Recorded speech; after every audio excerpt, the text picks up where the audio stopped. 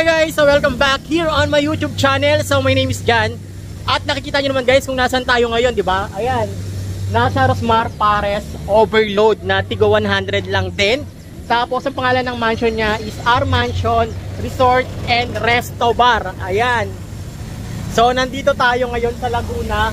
Tapos syempre, itutur ko kayo kasama na yun sa ating pagbablog. And ipo-food taste din natin yung pagkain ni Rosmar, kung magsaswak nga ba sa panglasa natin. Kasi kahit pa paano, natikman na natin yung kay Diwata, natikman na natin yung sa Tagig. Tapos ngayon naman ay kay Rosmar naman ang titikman natin. Pakita ko rin sa inyo guys kung gaano ba kalaki rito at kung ano-ano nga ba yung amenities dito. Meron si Rosmar dito. Maraming nagsasabi na kakaiba daw yung lasa ng Pares ni Rosmar, na talaga naman daw masarap. Kaya ipoprove natin yan kung masarap nga ba yung Pares ni Rosmar. At meron na rin pala siyang chicken na dinosaur chicken niya kung itawagin. So, lilibutin natin itong kanyang lugar dito. So, let's go!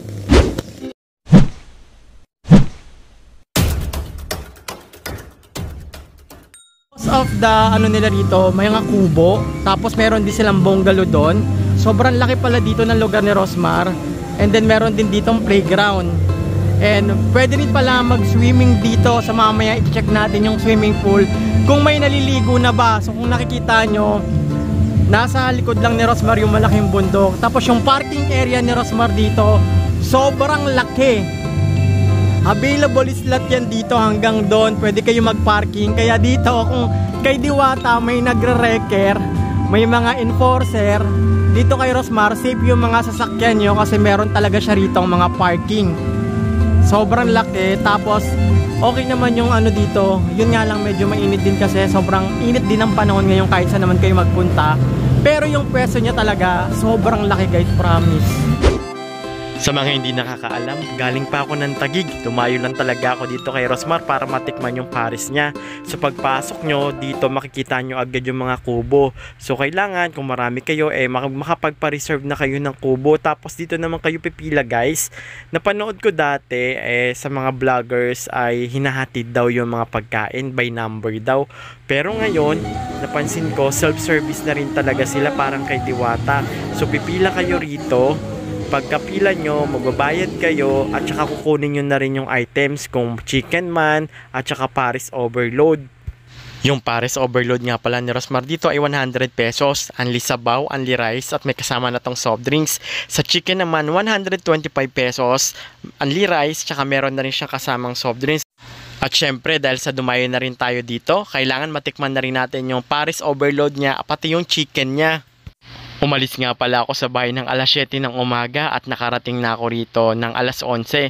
So bumaba ako ng Calamba, tapos sa pagdating ko ng Calamba, sumakay naman ako ng San Pablo. Tapos pagdating ko sa San Pablo, sumakay ako ng tricycle, tapos sinatid na ako dito kay Rosmar. So dito pala guys, kailangan nyo rin maglagay ng condiments para mas sumarap. Meron silang kalamansi, onion leaves at saka meron din mga garlic. So kailangan talaga i-mix mo yung para mas maging masarap. So ngayon guys, titikman na natin tong Pares Overload ni Rosmar pati yung kanyang chicken kung malasa nga ba talaga. At napansin ko nga lang din yung binibenta ni Rosmar na chicken halos parehas lang din kay Diwata. Malaki rin to at saka yung balat niya at saka pagkakaluto parang kay Diwata rin. Talagang crunchy rin talaga at malasa yung chicken ni Rosmar sa halagang 125 pesos. Sa tingin ko sulit na to. At ito namang Pares Overload ni Rosmar talaga namang masarap din yung sabaw niya. Napansin ko medyo sticky yung sabaw niya. Yung laman naman niya is lechon kawali na meron ding chicharon bulaklak kagaya ng kay Diwata. At yung kanin naman ng Pares ni Rosmar masarap din talaga, maputi at saka malambot. Sa tingin ko sulit na rin yung 100 pesos nyo. Tapos nung tinikman ko to kasi nilagyan ko siya ng condiments, ng kalamansi, ng onion leaves, tsaka garlic. Grabe!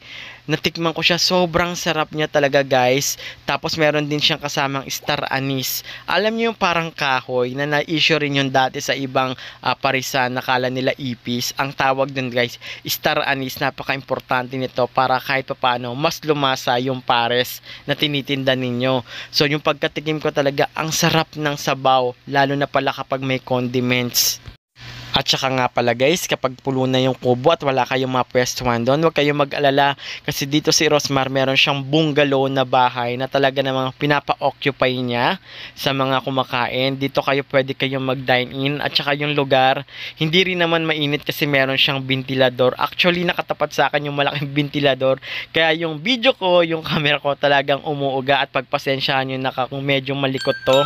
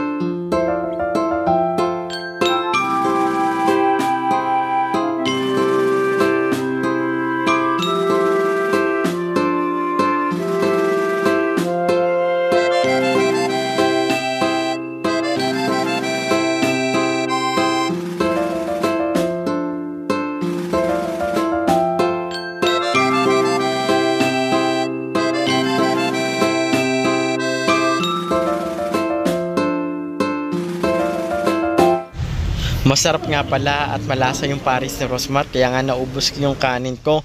Kung hindi lang ako pre-diabetic, talaga naman mapaparami ako ng kain nito. Sa ngayon kasi kailangan kong kontrolin yung gutom ko, kailangan ko rin kontrolin yung mga kinakain ko. At kung meron naman kayong mga kasamang bata, ito namang mini pool ni Rosmar, open talaga para sa mga gustong mag-swimming, bata man or matanda.